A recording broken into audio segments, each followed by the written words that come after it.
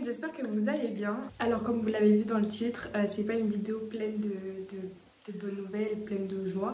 Tout simplement parce que je vais quitter les réseaux sociaux d'ici peu. C'est une décision qui a été très compliquée à prendre, mais c'est une décision nécessaire pour moi, sachant qu'elle a été réfléchie encore et encore. Et je pense que c'est la meilleure chose pour ma santé mentale et ma santé physique. Et du coup, je vais vous expliquer aussi sous quelle forme va se faire ce départ de l'intégralité des réseaux sociaux de ma part.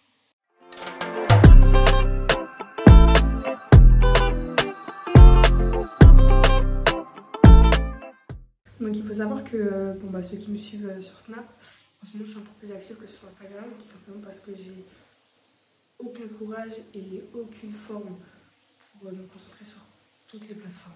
Je snap ma vie comme je peux, dès que j'ai un truc à dire je le dis, j'ai pas le temps de me pencher sur Instagram, une plateforme que je trouve plus professionnelle, où les stories elles doivent être un peu plus travaillées, je trouve ça moins spontané que Snap, ce qui explique pourquoi je suis beaucoup sur cette plateforme en ce moment.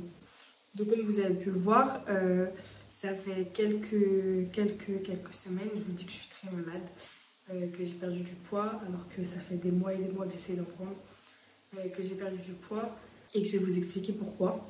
Pour ceux qui avaient vu déjà, on m'a diagnostiqué une tumeur à l'utérus, donc une tumeur bénigne, donc pas de cellules cancéreuses, tout ça, mais une tumeur quand même. Donc bon, ça me posait des problèmes, des douleurs quand j'avais les règles, etc. D'ailleurs, je vais me refaire opérer lundi prochain. Donc quand cette vidéo va sortir, le lendemain, j'irai au bloc opératoire. Donc pour vous dire à quel point ma vie, elle est mouvementée dans tous les sens du terme. En allant à mon rendez-vous d'anesthésiste pour mon intervention chirurgicale, on a écouté mon cœur. On s'est rendu compte qu'il y avait énormément de palpitations. Donc faut savoir que c'est pas normal. Comme vous avez vu, peut-être vous vous souvenez pas, mais j'ai fait un arrêt cardiaque au mois de novembre suite à une overdose, on va dire, de médicaments. Donc mon cœur il va pas bien. On s'en est rendu compte quand on a écouté, parce que vous connaissez votre go. Au lieu d'aller à son rendez-vous chez le cardiologue où je devais aller depuis, j'avais oublié de reprendre le rendez-vous. Bref, je suis pas allée, donc j'ai pas surveillé. Là, bon, tant mieux, entre guillemets, je me faisais opérer, donc on a surveillé mon cœur. On a vu qu'il y avait un problème, ils m'ont emmené en service de soins pour réaliser un électrocardiogramme. Donc ceux qui connaissent pas ce que c'est un électrocardiogramme, ce sont des patchs dispersés un peu partout sur le corps, sur les chevilles, sur le torse et je crois au poignet si je me souviens bien. Bref, et qui mesurent en gros tes battements cardiaques, s'ils sont réguliers ou pas. Voilà, j'ai fait l'examen, je suis partie de l'hôpital, je suis rentrée chez moi. Le lendemain, j'ai organisé un anniversaire surprise à une amie à moi. Et quand j'étais en train de faire les courses pour l'anniversaire surprise, genre vers 19h, je reçois un appel, donc je décroche, ouais, allô et tout. Et là il me dit, salut, c'est je sais plus qui, docteur je sais pas quoi, l'anesthésiste et tout. J'ai eu les résultats de ton électrocardiogramme. Moi je dis, ah ouais et tout, il y a quoi? J'étais là en même temps, j'étais à fait ci, fait ça, je suis en train d'acheter des ballons. Et il me dit, ouais, c'est pas bon quoi. Il m'a dit, ouais, t'as une maladie cardiaque dans ta famille? Et je lui dis, ouais, j'en ai une, je sais qu'on en a une. Mon grand-père, il a subi de cette maladie, il a été opéré plusieurs fois, il a fait des arrêts cardiaques. Et il m'a dit, il faut que tu appelles ta famille, que tu leur demandes le nom de la maladie. Et moi, pendant ce temps-là, je vais appeler le chef de cardiologie, parce que moi, c'est pas mon domaine, et je vais te rappeler pour donner des nouvelles. Donc du coup, lui et moi, on est partis faire nos recherches respectives. Donc moi, j'appelle les membres de ma famille, mon père, parce que d'ailleurs, ceux qui me suivent aussi sur les réseaux sociaux, vous savez que je répète tous les jours que mon père me manque énormément. Parce que mon père, il est parti faire le tour du monde, donc en voilier, en bateau. Donc je le vois plus. Du coup, je l'appelle immédiatement, avec un peu le décalage horaire. Il me répond quand même, il me dit, ouais, allô et tout, qu'est-ce qui se passe? Je lui dis, voilà, j'aimerais savoir le nom de la maladie de papy, enfin le nom exact. Il me dit qu'il se souvient plus et tout, que je peux appeler ma soeur parce qu'elle a une bonne mémoire, blablabla. J'appelle ma soeur. Pendant ce temps-là, l'autre aussi, l'anesthésiste, il est en train de faire ses recherches et tout. Bref, donc j'appelle ma soeur. Et ma soeur, elle me fait les recherches nécessaires, elle m'envoie le nom. Donc moi, j'ai le nom de la maladie. Le médecin me rappelle, à peine j'ai raccroché, il me rappelle. Donc entre-temps, j'étais allée à Leclerc. Parce qu'il faut savoir que tout ça, je faisais les courses, j'étais au téléphone. Ouais, c'est quoi la maladie cardiaque, s'il te plaît? Nanana.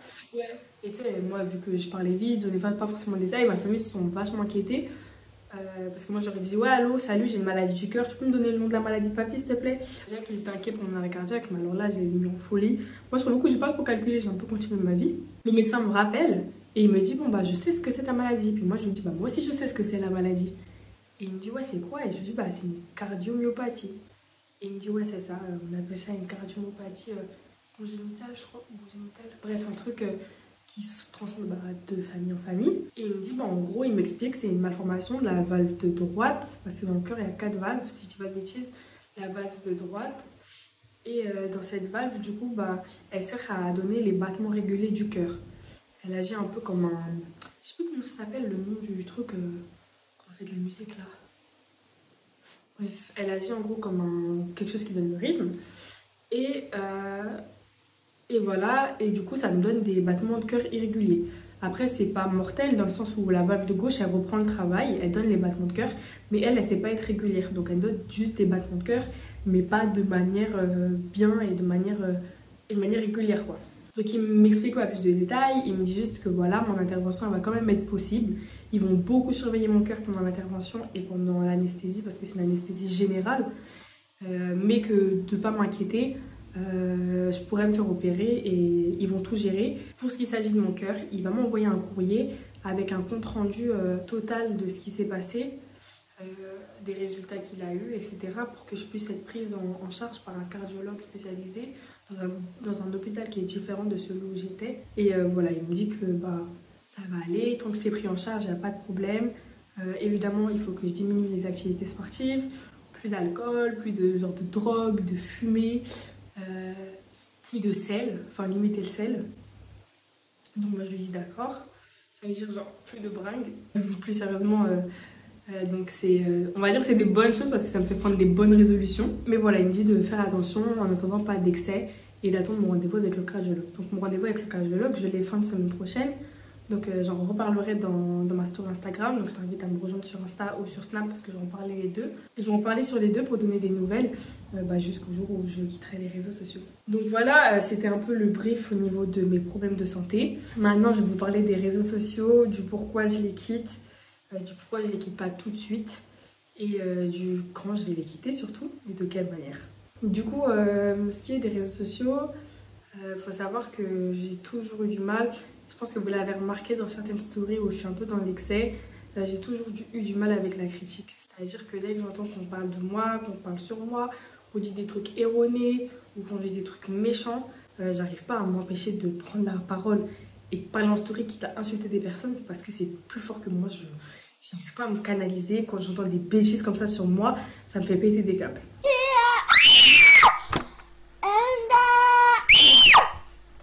Sauf que bah, il faut savoir que depuis l'arrêt cardiaque, à chaque fois que je pète des câbles, j'ai super mal au cœur. Genre vraiment, mon cœur il bat la chamade, il a du mal à se calmer et ça me fait faire des malaises. Enfin, au final, mes crises, on va dire, de nerfs, enfin mes crises de nerfs, genre mes énervements qui étaient basiques à la base, et bah, à cause de mon cœur, ils deviennent dangereux. Donc évidemment, depuis que j'ai exposé ma vie sur les réseaux sociaux, il y a beaucoup plus de, on va dire, de moqueries, de paroles méchantes, de rumeurs, de mensonges à mon égard.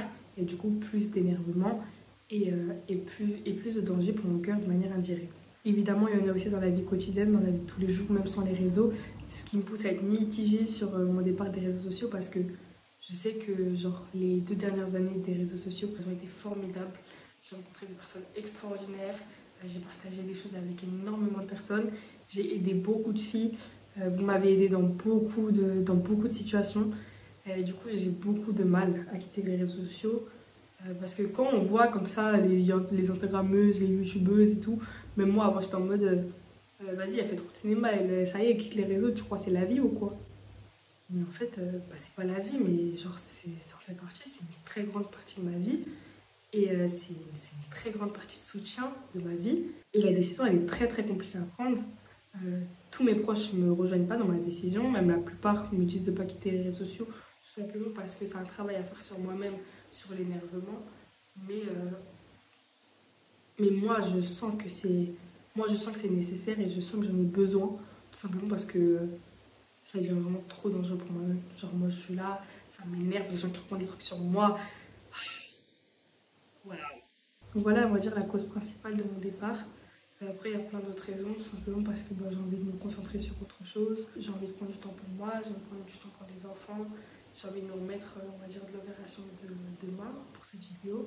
J'ai envie de me remettre j'ai envie de trouver un rythme par rapport à mon cœur, j'ai envie de changer d'hygiène de vie.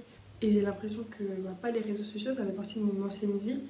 En fait, j'ai partagé tellement, enfin j'ai passé tellement d'étapes difficiles en exposant ma vie sur les réseaux sociaux qu'en fait j'ai l'impression que ça s'arrêtera jamais. Ça s'arrêtera jamais.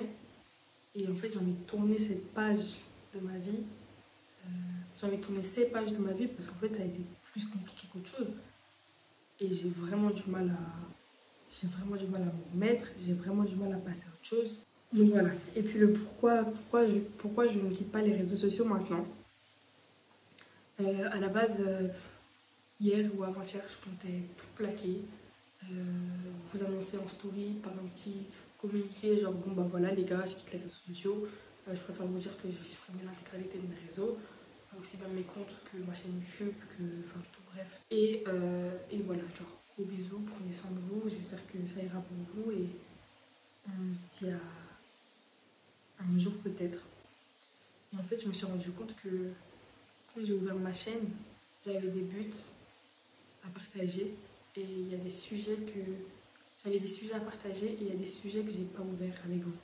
Il y a des sujets qui sont très très importants, qui me tiennent énormément à cœur et que j'ai pas encore pris le temps de partager avec vous. Donc voilà, il faut savoir que les 2 semaines à venir, les 3 semaines à venir, elles vont être full contenu.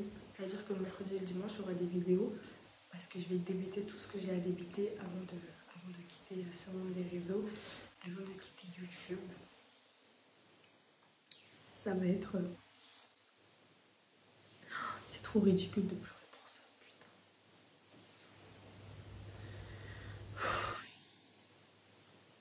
Ça va être intense, ça va être mes dernières heures de montage, ça va être mes dernières heures de publication, des trucs. Et voilà, du coup, je vais parler une dernière fois à cœur ouvert, comme je le fais aujourd'hui, parce que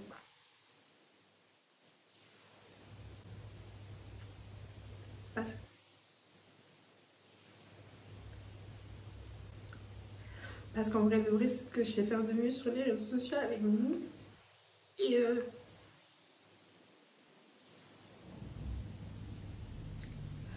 chacun des sujets que j'aborderai, j'espère qu'ils vous aideront une dernière fois pour l'avenir et pour vos problèmes personnels.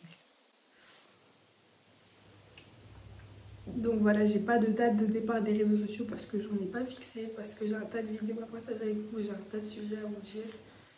Mais les semaines à venir, ça sera les dernières pour ma part sur les réseaux sociaux. En fait, vous voyez, j'ai tellement la rage de quitter les réseaux sociaux à cause de trucs comme ça.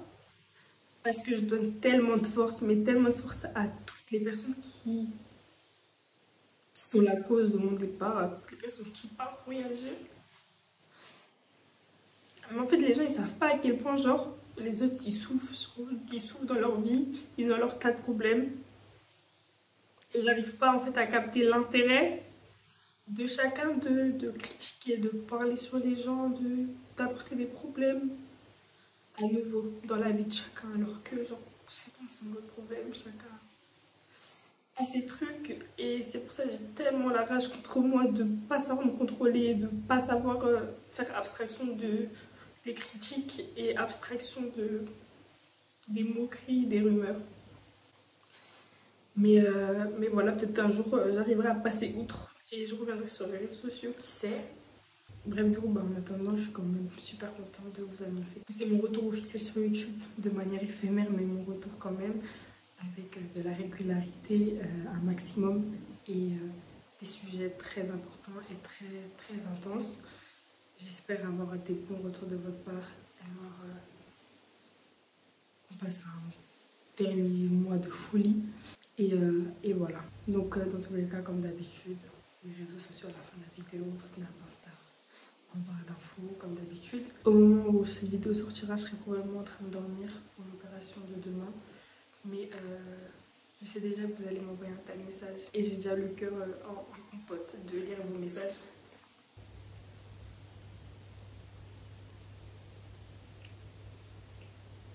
Parce que s'il y a bien un truc qu'on peut retirer aux réseaux sociaux, c'est la magie des bonnes paroles et la magie du soutien. En contre-courant aux méchancetés et aux moqueries, mais vraiment, genre, la magie de votre soutien, elle est incroyable. Donc je sais déjà que quand je vais me réveiller, j'aurai reçu un tas de messages et un tas d'amour. Et pour ça, je vous dis déjà merci.